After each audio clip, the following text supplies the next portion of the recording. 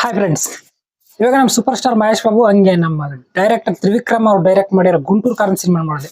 Cinema ನಂಗೆ ಹೇಗೆ ಅನಿಸ್ತಂದ್ರೆ ನಿಜವಾಗ್ಲೂ ಅವರು ಸಕ್ಕ ಡಿಸಪಾಯಿಂಟ್ ಆಗಿದೆ ಸಿನಿಮಾ ನೋಡಿದ್ರೆ ಮಾತ್ರ. ನಿಜವಾಗ್ಲೂ ಈ ಸಿನಿಮಾದಲ್ಲಿ ಮಹೇಶ್ ಬಾಬು ಅವ್ರು ಬಿಟ್ರೆ, ಅವ್ರು ತೆಗೆದಾಕ್ಬಿಟ್ರೆ ಈ ಸಿನಿಮಾ ಸೀರಿಯಲ್ ಆಗಿಕ್ಕಿಂತ ವರಸ್ಟ್ ಆಗಿರುತ್ತೆ. ಈ ಸಿನಿಮಾ ಸ್ಟೋರಿ ಆಗ್ಲಿ, ಆ ಎಕ್ಸಿಕ್ಯೂಷನ್ ಆಗ್ಲಿ, ಸೀರಿಯಲ್ಸೇ ಈ ನದಿ ಸ್ವಲ್ಪ ಇಂಟ್ರೆಸ್ಟ್ ಆಗಿ ತೆಗಿತಾ ಇದಾರೆ ಅಂತ ತ್ರಿವಿಕ್ರಮ್ ಅವರು ಅವ್ರಿಗೆ ಅಥರ್ಡ್ ಅವ್ರು ಕೊಟ್ರು. ಕಲೇಜೆ ಅಂತ ಸಿನಿಮಾ ತೆಗ್ದಿ ಅವ್ರ ಹತ್ರ ಈ ತರ ಸ್ಟೋರಿ ನಾನಾದ್ರೆ ಎಕ್ಸ್ಪೆಕ್ಟ್ ಮಾಡ್ಲಿಲ್ಲ. ನಿಜವಾಗ್ಲೂ ಮಹೇಶ್ ಬಾಬು ಅವ್ರು ಯಾವ್ದು ನೋಡಿ ಒಪ್ಕೊಂಡ್ರೆ ನನಗೆ ಗೊತ್ತಿಲ್ಲ.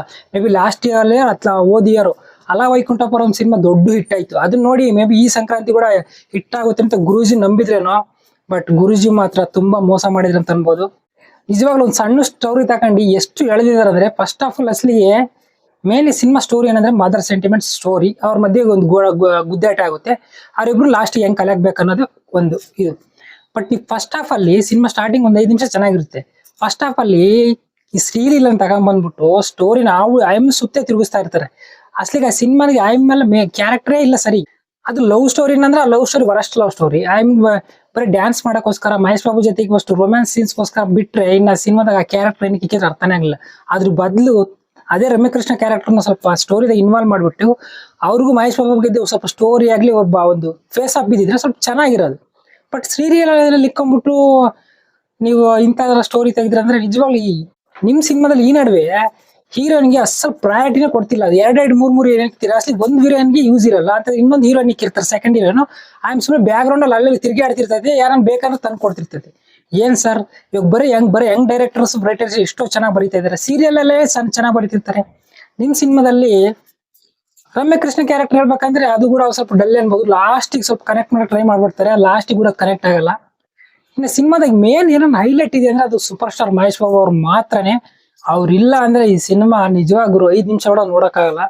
ಅವ್ರ ಡ್ಯಾನ್ಸ್, ಅವ್ರ ಪರ್ಫಾರ್ಮೆನ್ಸ್, ಅವ್ರ ಡೈಲಾಗ್ ಡೆಲಿವರಿ, ಅವ್ರ ಸ್ಕ್ರೀನ್ ಪ್ರೆಸೆನ್ಸ್ ಇಂದಾನೆ ಸಿನಿಮಾ ಇಷ್ಟೋ ಸ್ವಲ್ಪನಾದ್ರೂ ನಮ್ಗೆ ಇಷ್ಟ ಆಗುತ್ತೆ.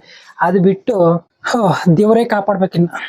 ಇನ್ನ ಸಿನಿಮಾದ ಮೇನ್ ವಿಲನ್ಸ್ ಯಾರು ಅನ್ನೋದೇ ಗೊತ್ತಾಗಲ್ಲ. ಪ್ರಕಾಶ್ ರಾಜನ್ ಒಬ್ರು ಇಕ್ಕಿರ್ತಾರೆ, ಜಗಪತಿ ಬಾಬು ಇಕ್ಕಿರ್ತಾರೆ, ಇನ್ನೊಂದ್ 3 ವಿಜಯನ್ ಇಕ್ಕಿರ್ತಾರೆ, ಯಾರು ನಮ್ಮ 3-4 ಇಕ್ಕಿರ್ತಾರೆ. ಅದ್ರಲ್ಲಿ ಯಾರಪ್ಪ ಮೇನ್ ವಿಲನ್ ಲಾಸ್ಟ್ ಪ್ರಕಾಶ್ ರಾಜನ್ ತೋರಿಸ್ಬಿಟ್ಟು ನಮಗೆ ನಂಬಿಕೆ ಆಗಲ್ಲ.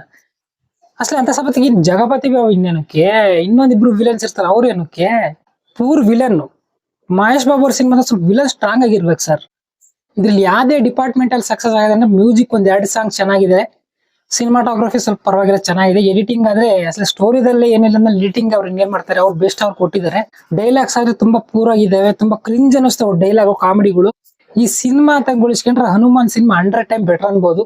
ಅದು ಒಂದು ಒಳ್ಳೆ ಥಿಯೇಟರ್ ಎಕ್ಸ್ಪ್ರೆಷನ್ ಕೊಡುತ್ತೆ, ಒಳ್ಳೆ ಕಾಮಿಡಿ ಇರುತ್ತೆ, ಅದ್ರಲ್ಲಿ ಎಮೋಷನ್ ಇರ್ತದೆ, ಡಿವೋಷನ್ ಇರ್ತದೆ.